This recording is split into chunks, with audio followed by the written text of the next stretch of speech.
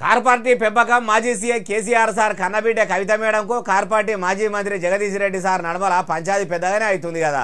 Nalgonda lily పుట్టు అని కవిత madam అంటుంటే జగదీష్ రెడ్డి సారు జోహార్లు చెప్పబట్టే. మరి ఇట్లా పాలు నీళ్ళ లెక్క కలిసి ఉండే వీళ్ళ నడమల ఇట్లా కోపతాపాలు ఎందుకు వచ్చినాయి, అసలు ఏమైందంటారా ఏమో, మరి అన్ని ముచ్చట్లు అరుచుకుందాం పని.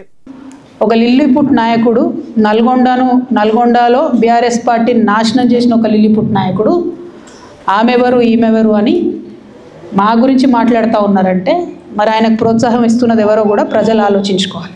ఈయనరా car party MLC Kalvakuntla Kavitha madam ఏమంటుందో ఇంకా మస్తుగానే అన్నది మొత్తం ముచ్చటి నుండి. ఇవాళ నల్గొండ జిల్లాలో ఒక సీటు కూడా రాలే. ఆయన సీటు సావు తప్పి కన్నులొట్టవైన చందంగా చివరి నిమిషంలో అనుకోకుండా గెలిచినటువంటి సీటు. అగో కవిత మేడం అంటున్నా నల్గొండ లిల్లీ ఫుట్ లీడరు ఎవ్వరు, మరి ఆ లీడరు కవిత మేడంను ఏమన్నాడంటే మీరే చూడండి. నేను అనుకుంటుంది ఏంటంటే నా ఉద్యమ ప్రస్థానానికి సంబంధించి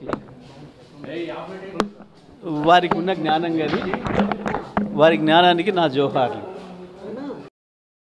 ప్రస్థానానికి సంబంధించి వారికి ఉన్న జ్ఞానం గదే అని చెప్పి నేను భావిస్తా ఉన్నా.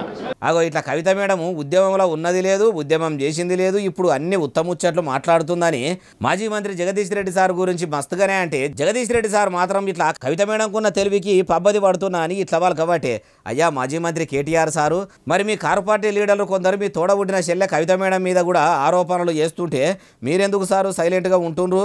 ఉదికు ఇప్పటికే కారు పార్టీ రాష్ట్రంలో కాకులు చింపిన ఇస్తారు లెక్క చందన అవుతుందట. ఇంకో దిక్కు మీ నాయన కేసీఆర్ సారు పాము హౌస్లో వండుకొని ఉండబట్టే అని పబ్లిక్ కూడా అనుకుంటున్నారు.